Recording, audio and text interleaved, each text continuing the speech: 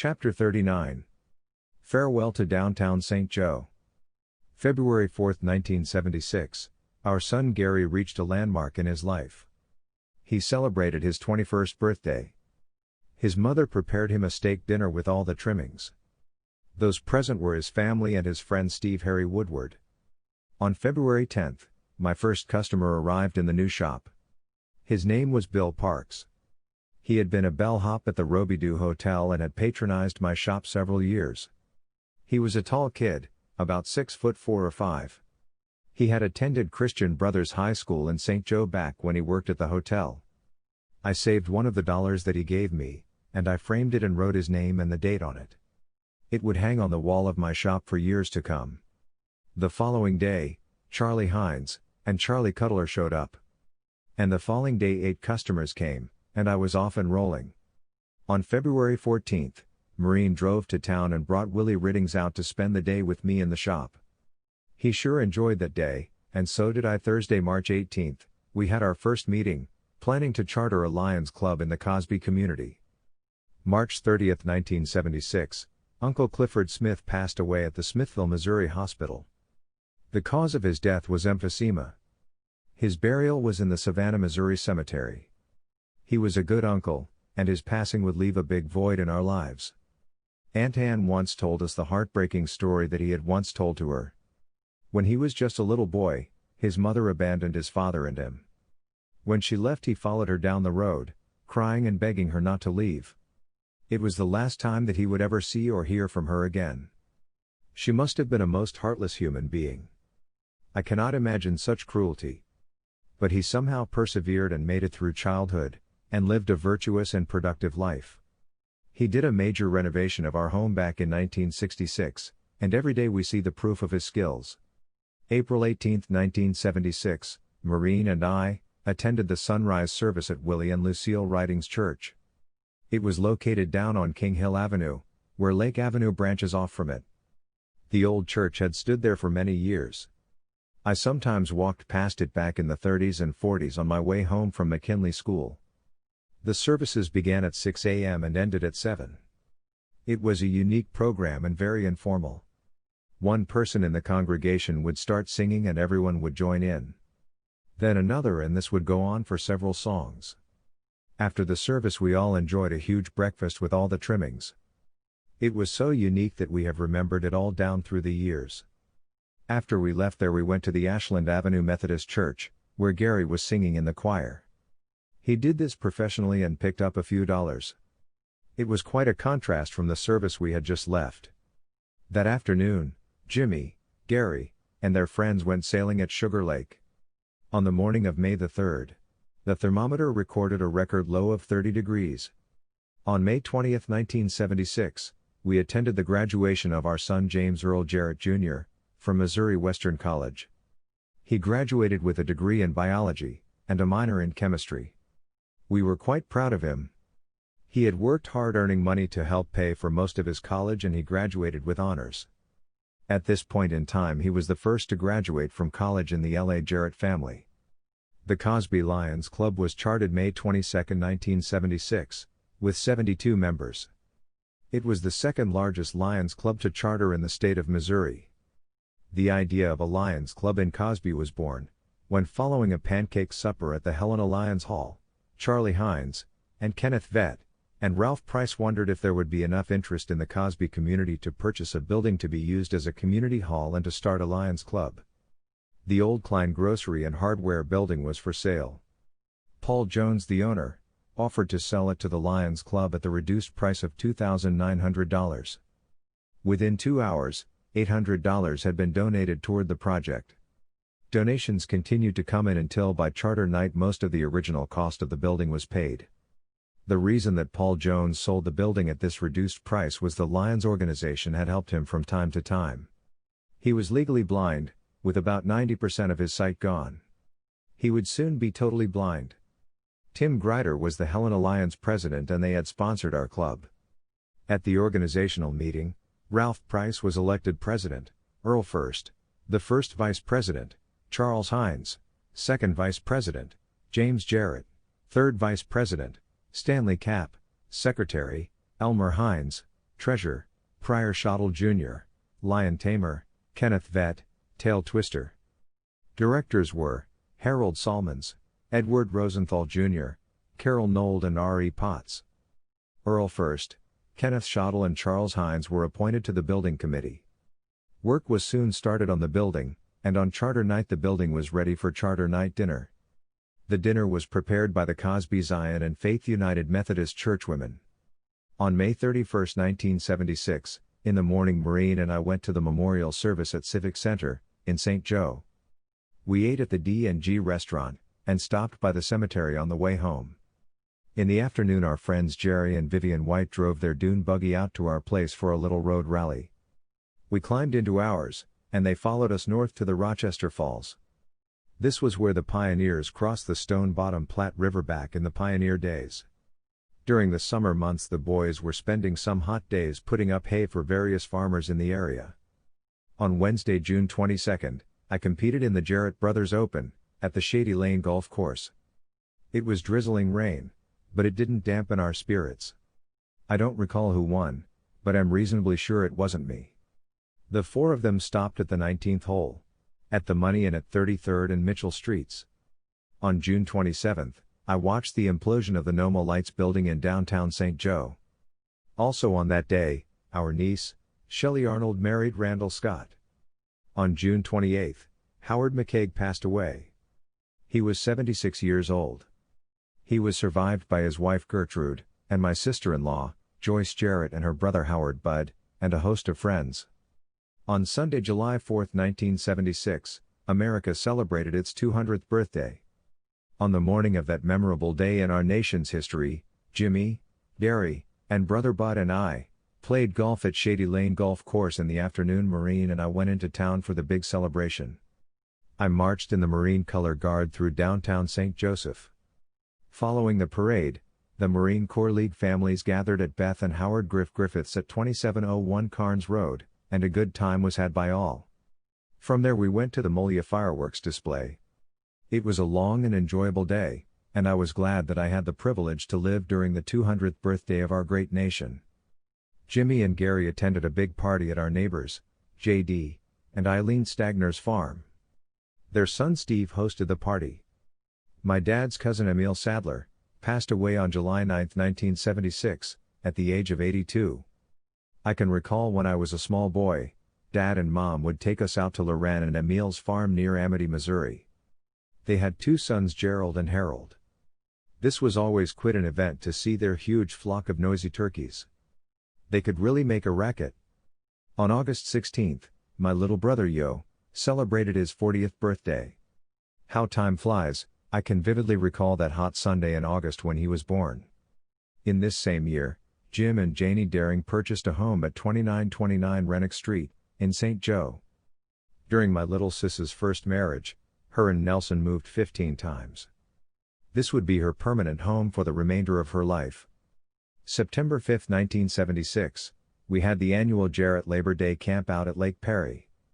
There were 2 or 3 dozen Jarretts and their friends and in-laws. We had a beautiful moon and great sailing. And as always, a fun time when the Jarrett clan got together. The evening of September 12, 1976, we attended the 25th wedding anniversary of Maureen's cousin, Catherine Ann Hartman, and husband, Harold Walker. She is the girl that sang at our wedding. On October 1st, of 1976, my nephew Steve Jarrett married Gwen Price, Shewall, the daughter of Darrell and Martha Skillman Price. They had a reception in our backyard. At 6 p.m. on Saturday, October 9th, Maureen and I headed out for a vacation in our Dodge pickup truck. We had a camper shell over the back, and a full-size mattress for a bed. I had installed a telephone system so that we could communicate with one another. Maureen took the first shift driving, and I crawled into my bed and tried to get some sleep. I was awakened when I felt the pickup come to a halt. It was about midnight, and Maureen had pulled over to the shoulder to change drivers. We were at the northern edge of Oklahoma City. We traded places, and I headed her out across the Texas Panhandle. During the night we passed through Amarillo, and as the sun came up we stopped for breakfast near Tucumcari, New Mexico. We arrived in Albuquerque at 2 p.m. and I was dead tired from lack of sleep. But we toured the town and then located the Koa camping ground. We both got a good light of much needed sleep. Marine prepared a good breakfast on our trusty Coleman camp stove.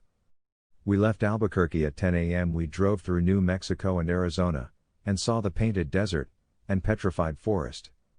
We camped the night out in the middle of nowhere. There was a KOA campground sign and it said 2 Guns Arizona. But we didn't see no town. As the sun faded into night, we snuggled down into our sleeping bags. The heat of the day quickly changed into bone-chilling cold, and we shivered during the night, longing for the sunrise. When it finally arrived, we headed out at 6:30 a.m. with the heater on. We drove to Flagstaff and headed north to the Grand Canyon. We ate breakfast and then we toured the South Rim. After seeing this spectacular hole in the ground, we journeyed on over to Las Vegas. We located the KOA campground right in the middle of Vegas, within walking distance of the Strip. We toured the Strip and spent the night in our camper. In the morning we went uptown and played the nickel and dime slot machines, and Marine won about $20. We ate dinner then left town at noon and headed for Phoenix. We stopped on our way there and ate supper at a nice rest area, and camped at a Koa north of Phoenix. The following morning we ran into a brief rainstorm in the mountains. We looked Phoenix over and headed south to Tucson, and looked it over, and at 3 o'clock we headed east to Lordsburg, New Mexico, where we spent the night there at yet another Koa. We had breakfast and left there at 8 o'clock heading east to Las Cruces. To the east of that city we were stopped and were told that we would have a short delay. They were firing a missile. What luck! We actually got to see them fire it. The missile intercepting another and destroying it. We drove through the White Sands Park. What a strange, desolate place. They had to continually grade the blowing white sand from the road. We continued on up the line, passing through Albuquerque and Santa Fe. At 2:30 a.m. I was hurting for some rest, so we stopped at a KOA a few miles south of in Pueblo, Colorado.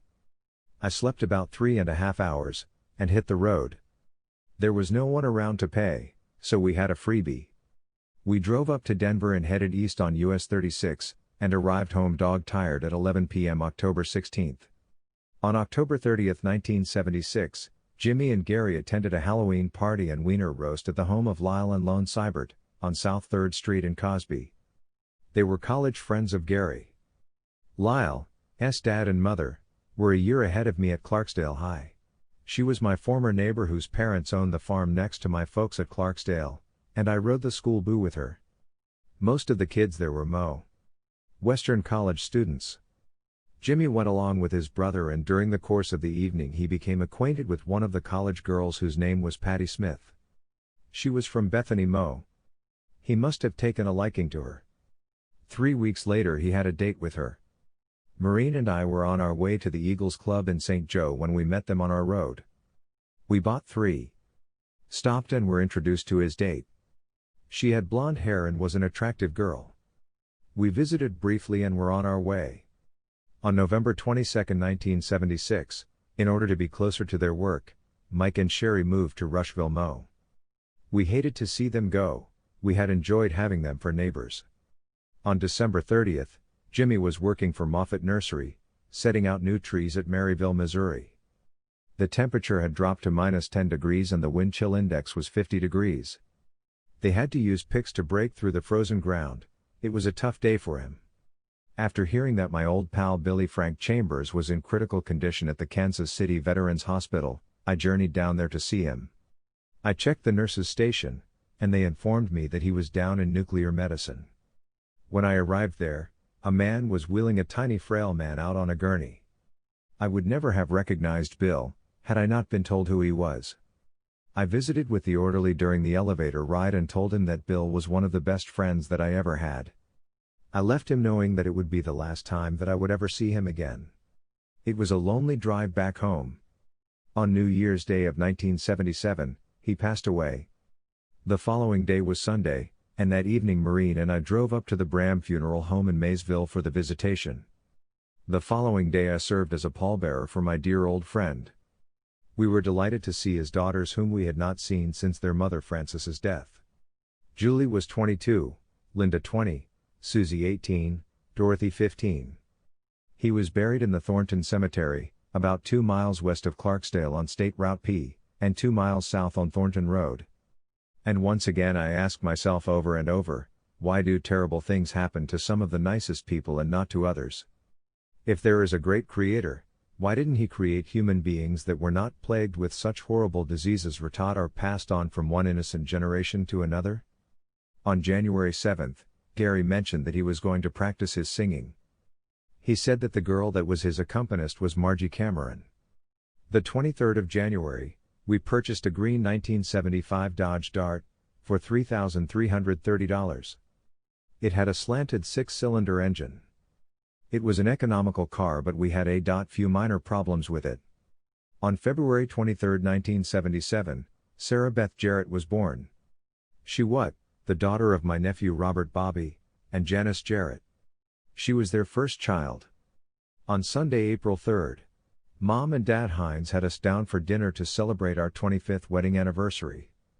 Merritt and Sherry Hines, and their children Leslie and Kirk were there. Sherry baked us a cake and Leslie and Kirk gave us a plate to hang on the wall. I gave Maureen a box of pecan chocolates and a 25th anniversary card. She gave me a new pair of trousers. Her and I were 46 years of age, and Jimmy was 23, and Gary 22. April 6, 1977, was our actual anniversary. It was a beautiful day. The leaves and grass were sprouting much like they were on our wedding day. It was Wednesday, and it was my day off from the shop. Maureen and Jimmy had to work, but I played golf with Gar and Kent Snowden and my brother Yo. We had a great time, and on the way home we stopped at my American Legion post 359. That evening I mowed the yard for the first time of the season. Jimmy also had to work, but that evening we all dined on rib steak and potato salad. On April 21st, Gar brought Margie out for the first time TDR meet us, and a couple of months later they brought her little 8-year-old daughter Camille Cammie Herndon out to see us. Margie was 17 when Cammie was born, and she and her former husband were divorced. I feel compelled to tell an interesting and funny tale that took place on the evening of July 25, 1977. Lester Solomons was a lifelong resident of the Cosby area, and he patronized my shop and we had become good friends. He was a retired farmer and had served several terms on the Andrew County Court. He lived on the second hill about a mile west of Cosby on the State Highway O. For the lack of something to do, he converted an attached garage on his home into a small package liquor store. He also stocked a few other items such as bread, milk, potato chips, etc. One day he got a strange phone call. The caller asked some unusual questions that led Lay to believe that he might be a potential robber or hold-up man. Lay thought it might be prudent to exercise some precautionary measures, so he loaded up his trusty old shotgun and set it where it would be handy to get to. No bandit showed up during the course of the evening, so Lay retired to his living room. A little before midnight he heard some sounds coming from the back door of his store. So he picked up his gun and went to greet whoever was there. Lay said, "Who's out there?" And the hold-up man replied, "I want your money," and at the same time he was trying to force his way in. Bad move on his part. Lay graded his demands by answering with a resounding blast from his 12-gauge. And he followed that up as he burst through the door and into the backyard, getting off 2 more rounds. By this time the would-be bandit was just hitting the high spots as he fled into the darkness of the night. The law was on their way but much too late to get in on the action. A few days later Lay was in for a haircut and of course we were discussing the attempted robbery. I asked if they had any suspects, and he said no, but he thought he knew who it was but would never be able to prove it. Rumor had it that the sheriff and his deputies traced a brown slippery trail that the bungling robber had left behind for 3/4 of a mile, but to no avail, Noof said. Lay said that he missed the would-be robber and blew a hole in his screen door, and ruined a new pair of bib overalls that had been hanging on the clothesline, and his riding lawnmower was mortally wounded and hemorrhaging oil from the holes the blast of buckshot had put in the crankcase. I had a feeling that perhaps the would-be bandit would be thinking seriously about a career change. Sunday, July 3rd, the Marine Corps League gang were out to our ranch for the annual picnic. There were 55 in attendance. It started at noon and lasted until 1 a.m. on a Wednesday, July 20, 1977. My brothers Bob, Bud, and I played golf during the morning. After golf, they came out home with me and we poured a concrete patio. It was a hot afternoon, 96 degrees. After it was poured, I wrote our names and the date in it. I'm glad I did. Seldom a day goes by that I don't walk past it of fond memories of my dear brothers. On Saturday, August 20, 1977, Cosby, Missouri celebrated its centennial. I had to work in the shop, and after I closed, Gar and Margie, Jimmy and Patty, and Maureen and I, went up for the evening part of the celebration. A large boulder with a plaque on it was placed in the park to commemorate the centennial. As I recall, I think it weighed around 3,000 pounds, and came from a local farm in the Cosby community. Our Marine Corps League color guard led the parade. We were decked out in our dress blues and looking sharp. It consisted of Ronald Rome, Romesburg, Clarence Blackie Black, Robert SWR equals Ed Swenson, and myself. Jimmy and Gary made a hit with the large crowd when they sang and played their guitars as part of the program. After the festivities, the color guard and their wives, Tracy Romesburg, Betty Swenson, and Jenny Black, came out to our house and celebrated until after midnight, and a good time was had by all. On September 28, I was inspecting the Gillis Barber Shop in Rushville, Missouri. Somehow he and I got onto the subject of fire departments. He was an active member of the Rushville Fire Department, and told me that a few years ago they had organized it through their Lions Club. He also said that the Missouri State Conservation Department had given them considerable help. I told him that we were in dire need of fire department at Cosby, seeing as how we were 17 miles from the Savannah Department. He said that he would give me some help on getting one going. He also said that they had an old military 4x, with a water tank mounted that they would probably give to us. They had acquired a later model fire truck. On October 11, I attended the regular meeting of our Lions Club. I told the members that I had an idea that would be a major project, even bigger than the Lions Club itself. I told them about my encounter at Rushville, and of the ways that we could get help through the Conservation Department. They appeared to be very interested in what I had told them, and said that we should explore it further. On October 25, I went to the regular meeting of the Lions and told them that I had talked to a member of the Clarksdale Fire Department, and he said that I would be welcome to come to their fire board meeting. November 9, another member and me attended their meeting and I was given a copy of their bylaws. November 15, 1977, we met at the Lions Club, to vote on accepting or rejecting the organization of a fire department. It was unanimously accepted by the entire body. On Friday, November 25, it was 12 degrees when Ralph Price and I, and a couple of others, drove to Rushville to look at the truck. Ralph had a garage in Cosby, and was a top-notch mechanic. He thought that we could make a fire truck out of the big old beast. On November 30, Ralph and I had someone drive us to Rushville to get the truck. We fired it up and I headed out for Cosby, with Ralph riding co-pilot. It was a big old beast, and the steering wheel was similar to the wagon wheel on that beast that I drove back in 1959 on the 1-29 project. Seeing as how we were traveling without a state tag on it, we cut through the country on the secondary blacktops. I think we passed through Easton. It was misting rain and our wiper wasn't doing a very good job, and our headlights were as dim as candles. I was herding it up the highway and trying to keep it on my side of the road and not in the ditch. Thank goodness we finally made it to our home port without a mishap. My old Airlawn neighbors, Loretta Rhett and Marvin Hughes, celebrated their 50th wedding anniversary. They were married October 27, 1927. The year 1978 was like 77. It started off tragically. My good friend Dr. George Hansford did something that the Japanese were unable to do. He stuck his pistol in his mouth and took his own life. A few months prior to this, he had showed me his new pistol. It saddened me to hear this. He had been a good friend and I always enjoyed visiting with him. His funeral was held on January 14, at the Methodist Church in Stanberry, and I served as a pallbearer. He was survived by his wife, a son, and his mother and father. His dad was a retired Methodist minister at Kittermo. On February 15, I temporarily lost my mind. My neighbor Norman Potteroff Sr., and the retired County Judge Lester Salmons came by and talked me into running in the primary race for County Judge of the East District. For the next several months I worked hard campaigning in the East District of the county. I also worked 5 days a week in the shop. Jimmy was student teaching at Bishop LeBlond High School, and Gar was doing the same thing at Savannah High School. On February 23, 1978, my nephew Donald L. Jarrett and his wife Joyce became parents of a new baby girl, Heather Faye. It snowed about 17 inches during the month of March, and our roads were drifted shut.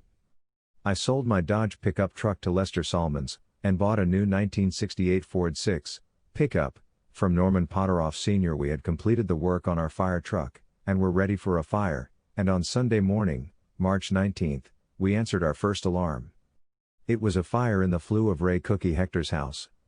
He was an old World War II combat Marine and a friend of mine. When we arrived, he was already on the roof with his garden hose, shooting water down the flue. We checked it out and rolled up our hose and headed back.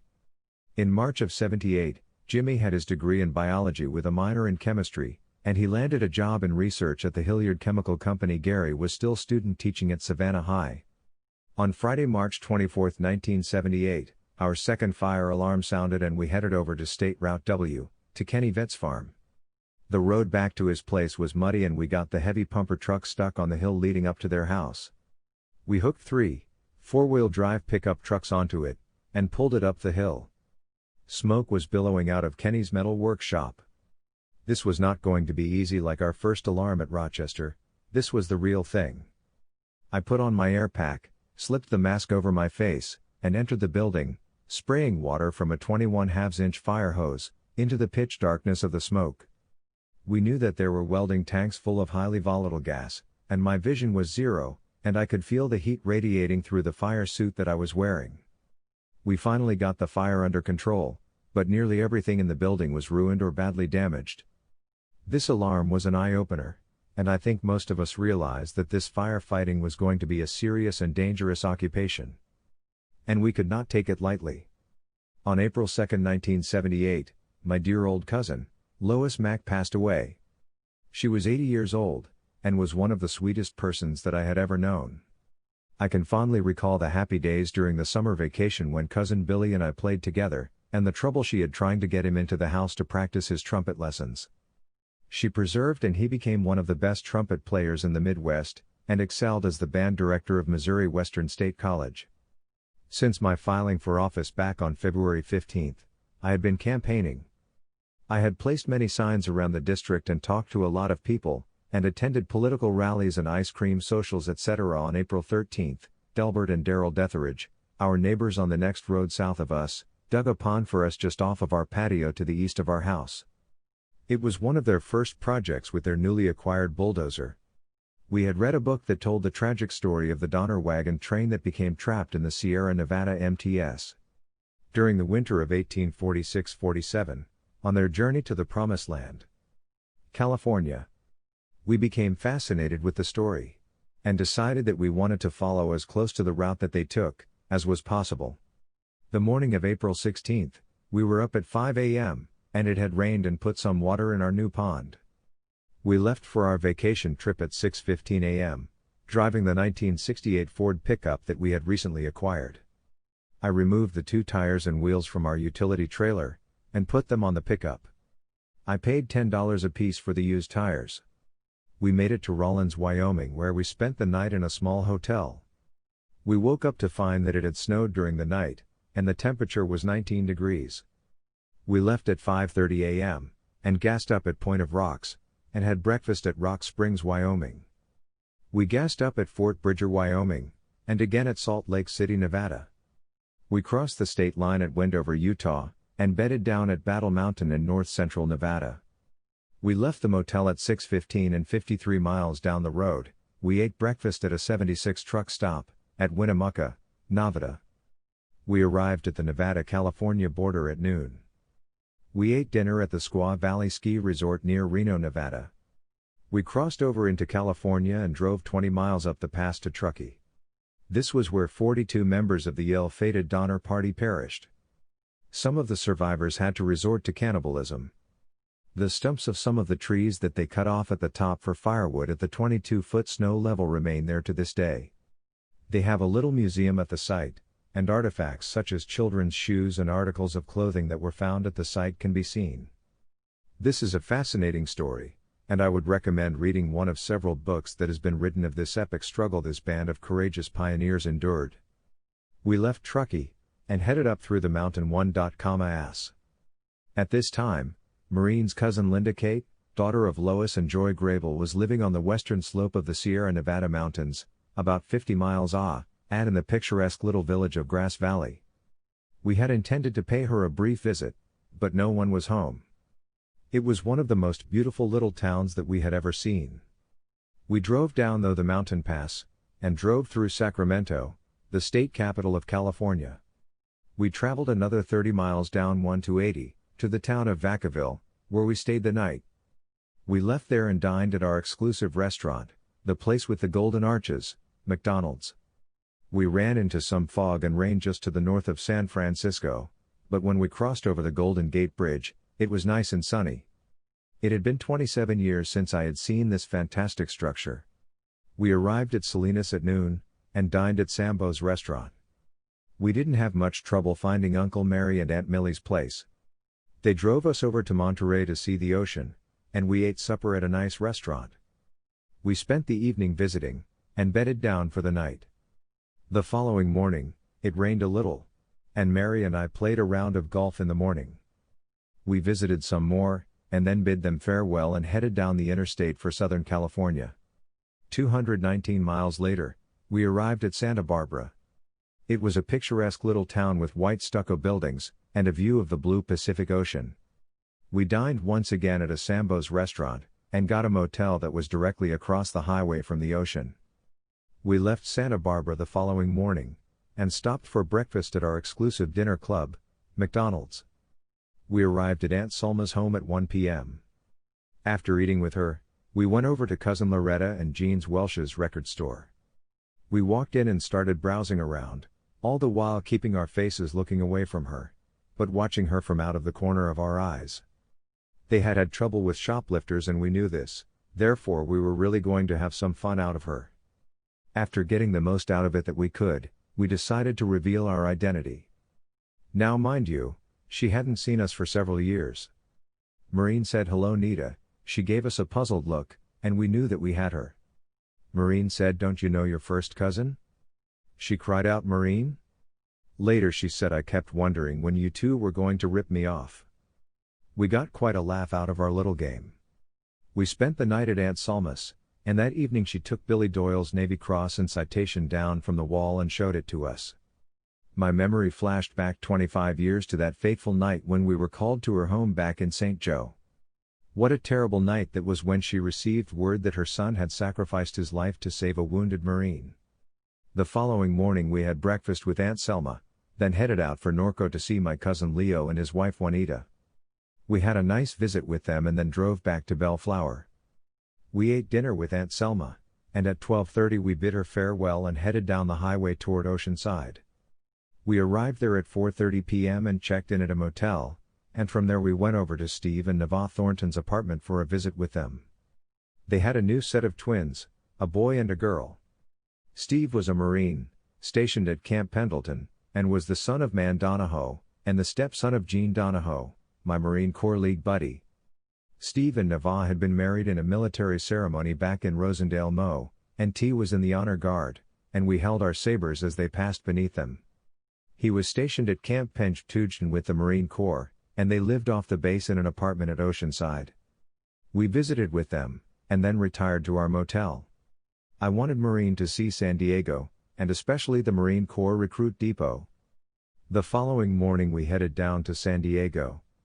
As we approached the main gate of MCRD, I journeyed back in time to 1950, and I could see a busload of frightened kids entering through those hallowed gates into the unknown.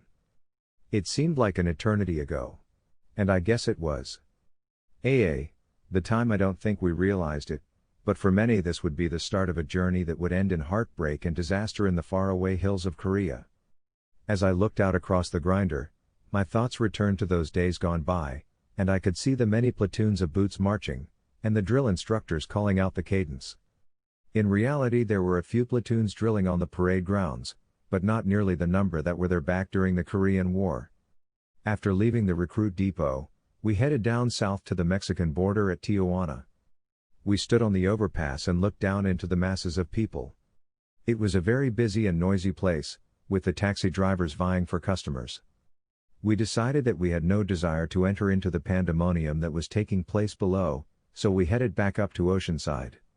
Steve had a staff sergeant friend, who drove us up to Camp Pendleton in his van. He was an extremely fast driver, and was prone to driving 80 miles per hour and leaving the interstate onto the off-ramp at these speeds, then suddenly applying the brakes. Wow! That was a scary ride. Once again a nostalgic feeling crept in as we drove into what had once been Tent Camp 2. Lo and behold, there stood our old metal Quonset buildings where I once lived. They no longer housed Marines but were used for storage. What memories lingered in this once cold and foreboding place? As I write, I am looking up at that old 38 by 9-inch photo that has hung on the wall for these many years. It was on the 18th of December, NENL N50, when the 220 men of F Company, 3rd Infantry Training Battalion were lined up in full battle dress. As I scanned the faces of those kids, I have always wondered how many did not survive that war. I will never know, but I'm quite sure there were many. In today's world, the parking lot in the photo looks like an antique auto show. This was my first visit there since that Valentine's Day of 1951, when we traveled down to San Diego, and loaded onto the ship bound for Korea. After completing our tour of the base, we went back to Oceanside, and bid our friends farewell and headed out for home. We drove about 120 miles to Victorville where we spent the night. The following morning we ate at a Jack in the Box restaurant. They featured a unique sandwich that bore the same name as their restaurant. It consisted of a slab of ham, with a slice of cheese melted into it, topped with a fried egg, smothered between two buns. We found them to be delicious and made them at home, and they have remained a favorite of ours throughout the years. We arrived at Las Vegas at 11 a.m. We got a motel and toured the Old Town section and the Strip in the evening. We played the slot machines, and we ate at the Aladdin Hotel. The following morning we left Vegas at 7:30 a.m. At noon we stopped for lunch at a park, on 1 to 70, at Silver, Utah. There was a pretty stream nearby. But it was windy and dusty, and we didn't stay there very long. We arrived at Glenwood Springs, Colorado, at 9:30 p.m., and stayed at the Sage Hen Motel. The following morning we hit the road at 7:30. We went through Denver at 11 a.m. like a freight train passing a hobo. We ate our lunch at a rest area east of Denver. We carried our food supply in our ice chest. We ate our supper at Hays, Kansas, and hammered her on across the state, arriving at Jarrettsburg at 1 a.m. Unfortunately, Jimmy had our house keys down at his place, and we had to wake him to get them. Thus ending the long journey that we had taken on two $10 tires on the rear of the Ford pickup, and we never even had a flat. The following day, April 27, 1978, Stanley and Patricia Cap's 2-year-old son Nathan lost his life. Stan was backing his tractor out of the garage and little Nathan was playing near the garden where his mother was working. In an instant he was behind the wheel of the tractor, and Patricia, who had turned around to check on Nathan, watched in horror as her baby was crushed to death. It was a terrible shock to everyone in the Cosby community, and especially to us. Stan and Pat had their first date on a hayride that originated at our house. On May 6, 1978, we applied for a grant from the Missouri Department of Conservation to purchase some new fire lighting equipment for our fire department. May the 18th was a big night in our son Gary's life. We attended his graduation ceremony at Missouri Western State College, and like his brother, he graduated with honors.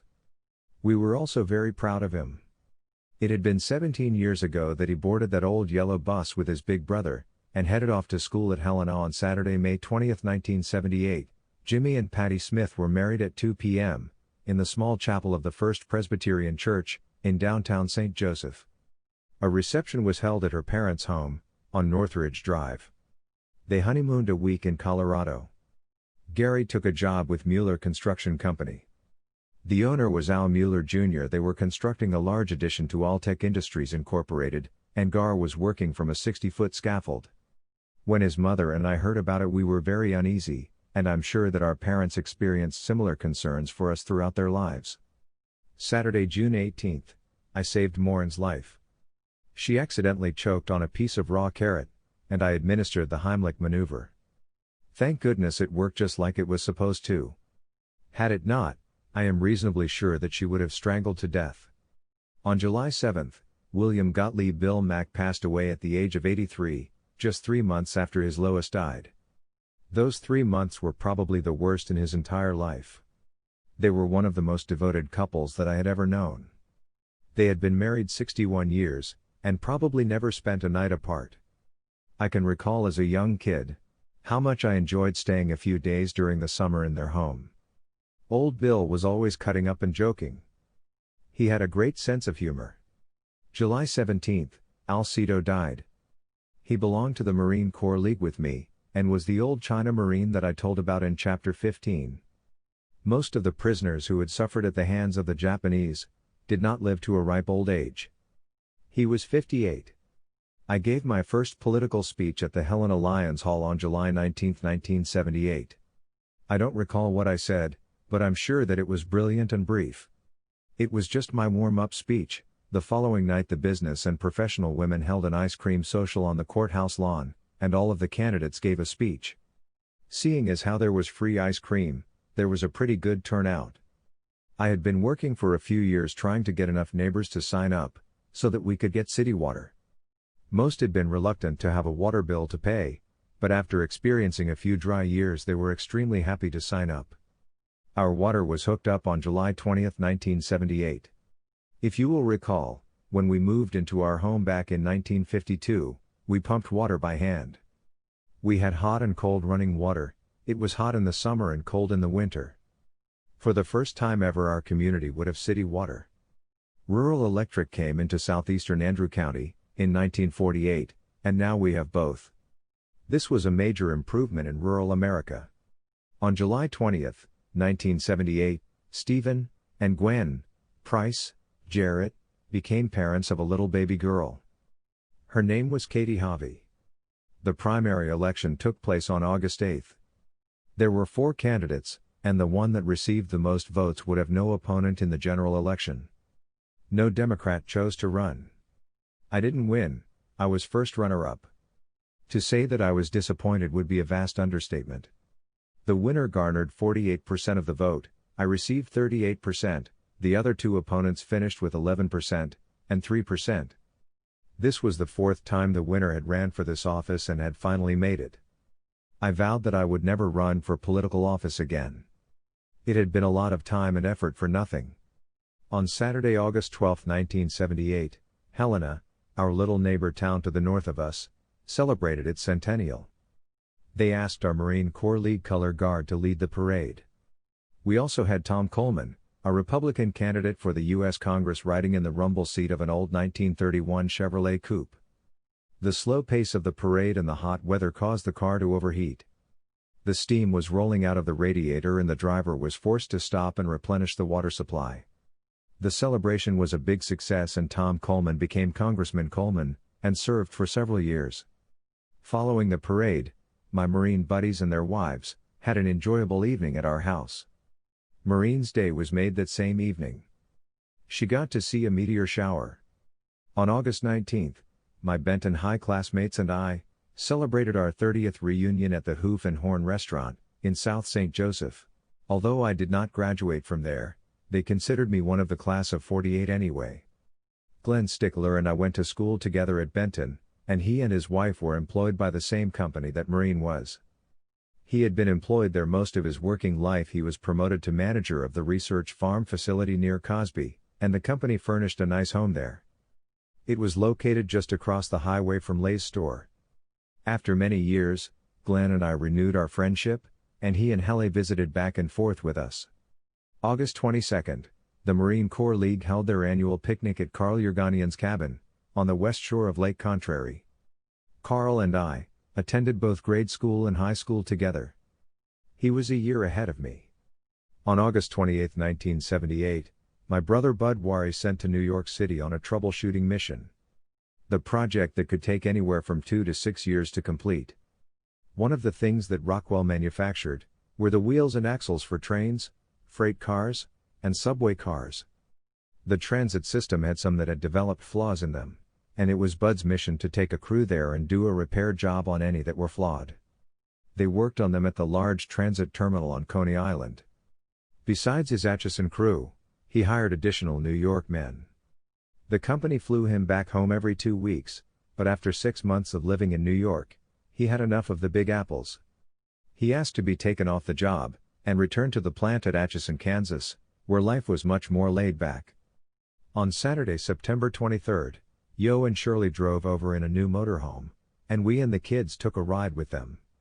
It was big and roomy, and well equipped with air conditioning, electrical power generator, and many other extras.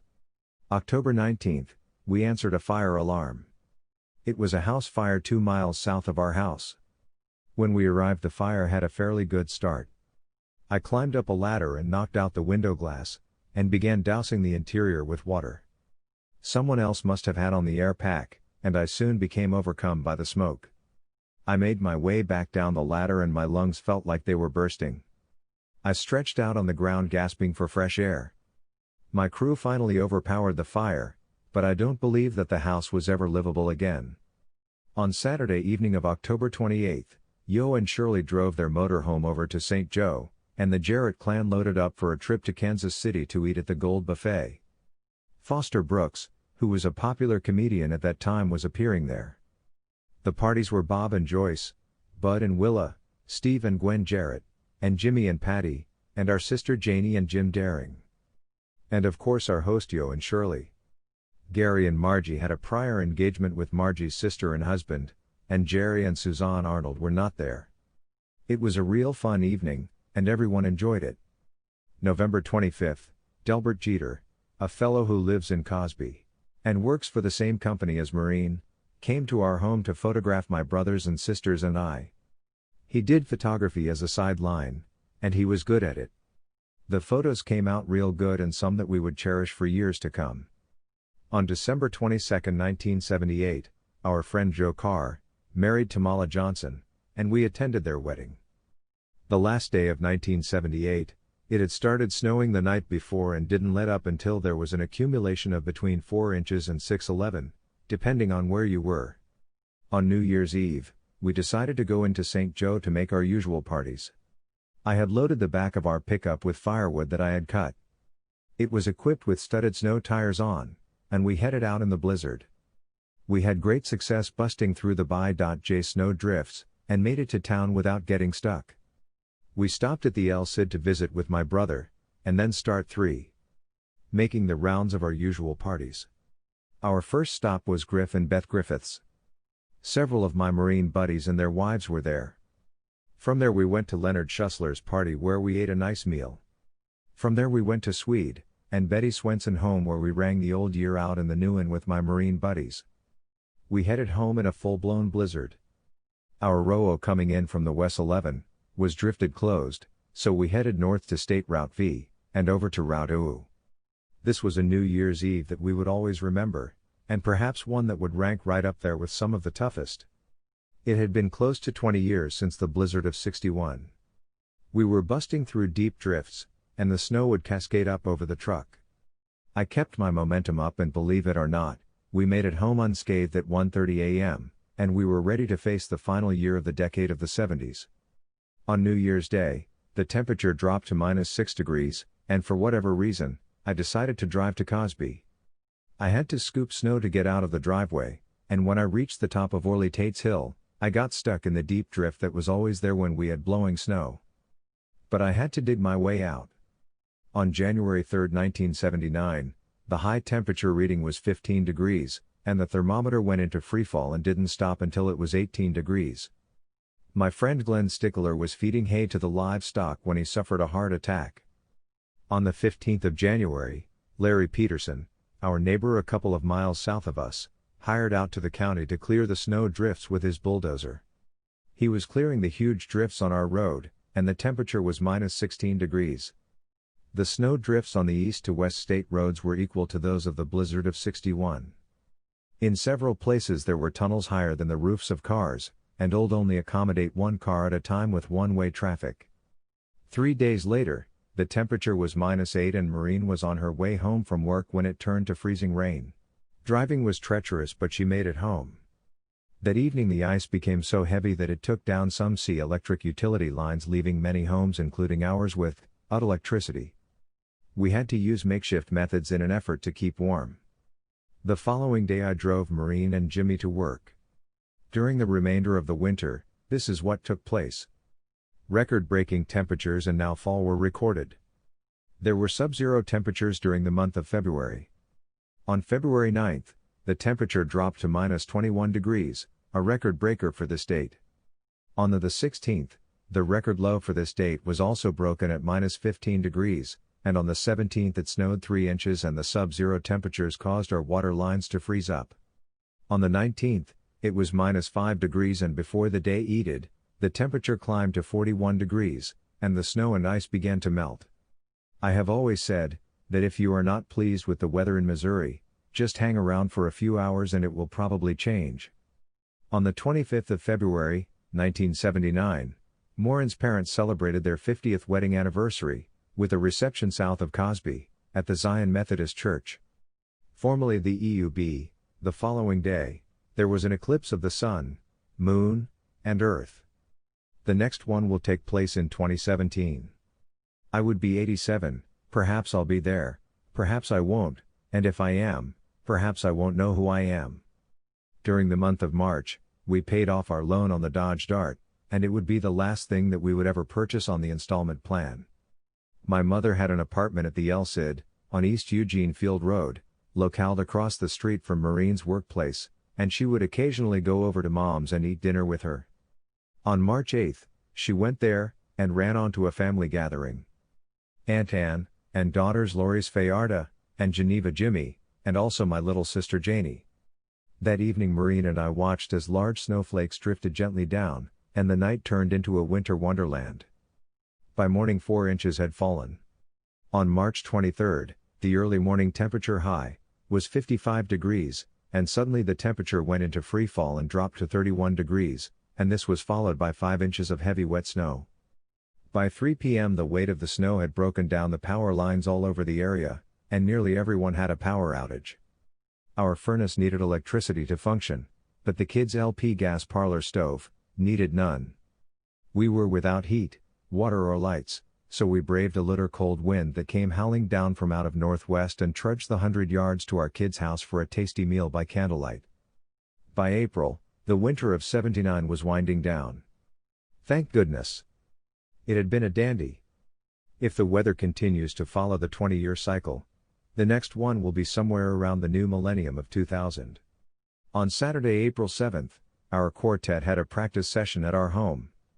We were scheduled to sing at the Clarksdale Alumni Banquet. Glenn and Helen Stickler were also visiting with us that evening, and listening to our singing. On April 28th, Glenn had another heart attack. I'm afraid he has some serious problems. May 3rd, Gary tuned our piano. We didn't realize it, but he would eventually work this into a career that would last for many years.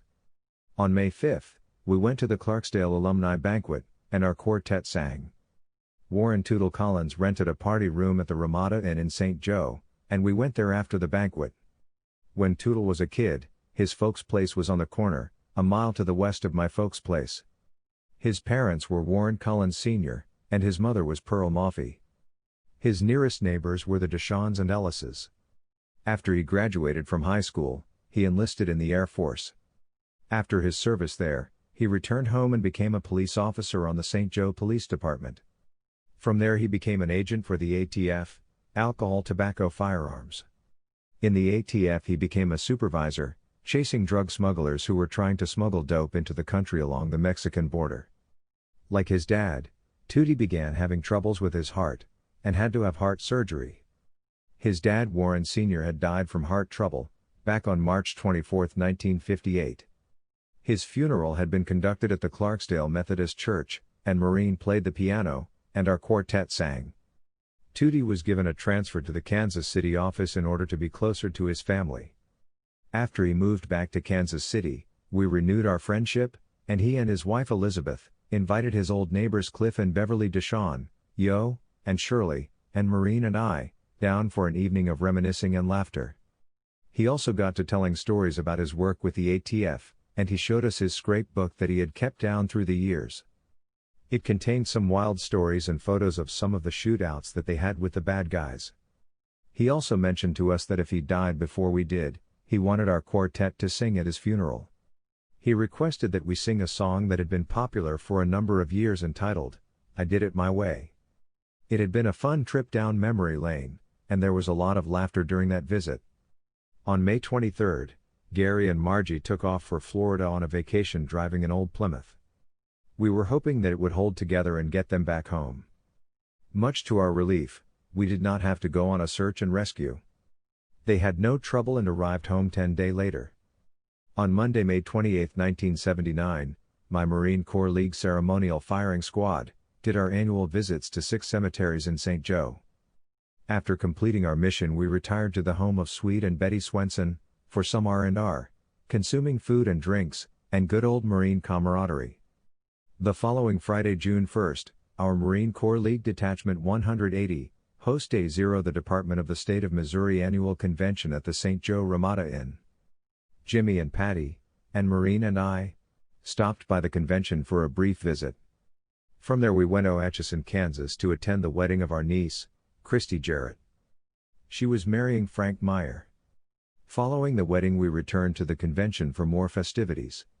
The following day I was back at the Ramada Inn for more of the convention, while Maureen and her club girls traveled to the Amish town of Jamesport, Missouri. When she returned home, we went back for the big dance and ball that would wind up the convention. The following day, we went to the Devil Dogs initiations at the home of Ronald Rome and Tracy Romesburg. The next day Maureen was returning home from work during a hailstorm. The hail was the size of golf balls, and the wind was 12 miles per hour. To the south of us, they were the size of baseballs. The storm created havoc with the crops. Plants were flattened, and many of the corn crops were ruined. Large trees were blown over, and the light and telephone services were out for 4 hours. On August 12, the Marine Corps League held its annual picnic down in the southwest corner of St. Joe, at Carl Yarganen's cabin, located on the west side of Lake Contrary. Carl was a year ahead of me back at McKinley School, and we both attended Benton High together. On October 22, we had our first snow of the winter, and a light rain drizzle. For Thanksgiving, the clan assembled over on Skeeter Creek Road, at Little Brother Yo's place. Friday, December 28, Jimmy and Patty, and Maureen and I, picked up my mother in St. Joe, and set out for Yo and Shirley's. Our mom was going to stay with their kids while we were away.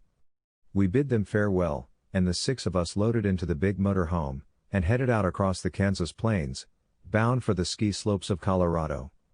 Jimmy and Patty, and Yo and Shirley had been on the ski runs before, but Maureen and I were beginners. If you don't count Airlawn barrel stave skis. Yo and I traded off driving all through the night, and we arrived in Denver at Bobby and Janet Jarrett's door at 7 a.m. They were going along for a day of skiing with us. Bobby was an engineer for the Burlington Railroad, and had recently been transferred here. He piloted the speedy Amtrak train between Omaha and Denver. We drove out west of Denver, to the Keystone ski slopes. We all rented our ski equipment, and Maureen and I were given lessons on a tiny hill in front of the lodge, and the rest of the gang headed up to the ski slopes for some serious downhilling. We were taught the basics, and after lunch, we decided to get off the porch and run with the big dogs. We managed to get on the lift without falling, and rode up the mountainside. This was quite an adventure, and the scenery was absolutely breathtaking. I took to snow skiing like I did water skiing. One would think that I had grown up on the ski slopes of Colorado. Maureen was pretty tentative, and decided to do what the instructor called snow plowing, putting the points of her skis in a wedge shape, and going slow and easy down the mountainside. I had been having so much fun, that I hated to quit for the day, but we had to rest up so we could go another day. Bob and Janice bid us farewell and headed for home. We gassed up the motorhome, ate supper, and hit the sack at 9:30, totally exhausted. Sunday morning we were up at 7 a.m. and out to the ski lift. We rode up the mountain and made a run down the school marm. It wasn't as steep as some of the runs, but it was one of the longest on the mountainside. After lunch Maureen elected to ski the checkerboard. She was getting tired and it was an easier slope. The rest of us went up the mountain for the long runs. One of the best features of the trip was the fact that we could ski right down to the motorhome, step out of our skis, lean them up against the camper, and we were home. That evening we ate supper in the motorhome, and then went out on the town. We toured the little village of Keystone, and one of the places that we visited was the Snake River Salon. Monday we ate breakfast, and headed up the mountain on the lift. The sky was cloudy, and we were sorry that this would be our last day of skiing. When we reached the top of the run, we paid a visit to the little shop that was there, and had a drink of hot spiced wine. It was a tasty drink, and warmed us up for the run down the mountain. In the late afternoon we turned in our skis, and ate supper, and headed out for the long trip across eastern Colorado and Kansas. It was 6:30 p.m., and also New Year's Eve. The decade of the 70s was coming to a close. Maureen and I had been around for 5 decades, and were rapidly approaching our 50th birthdays, and all was well with the world. Well, not everything. We stopped at a service station, and discovered that we had a flat tire on the right rear. The area was well lit up and we proceeded to put the spar on, and were soon on our way. Everyone was asleep in the motorhome except Yo and I. We were humming across Colorado on US 36 and enjoying the moonlit winter night. About 60 miles from the Kansas border, between the little towns of Anton and Cope, we pulled over to the side of the road. It was 5 minutes until midnight, so we held re-7 on all the sleepy heads, and informed them to pop the cork on the champagne because 1980 was upon us. We toasted the new year, and kissed our ladies, and bid them good night, and resumed our trip. After another hour of traveling we passed a sign indicating that we had crossed the border line and were in Kansas, and back into Central Standard Time. We pulled over to the side of the highway, and awakened everyone, and we broke out the champagne, and once again kissed our ladies and put them to bed, and were on our way. We arrived at Troy, at 9:30 a.m., and drove Mom home to Janie's. We picked up our dog Freepy at Mom and Dad Hines' house. They had been dog setting for us. That night I slept like I'd been knocked in the head. I had not been in a bed since Monday morning. This was one of the most unusual New Year's that I had ever experienced. Of course, the 1950-51 was a very memorable one, when I left family and friends and headed out to war. The 70s had been a decade of change for us, with the loss of my dad, and now what will we face in this next one? And now what will we face in this next one? And now what will we face in this next one? And now what will we face in this next one? And now what will we face in this next one? And now what will we face in this next one? And now what will we face in this next one?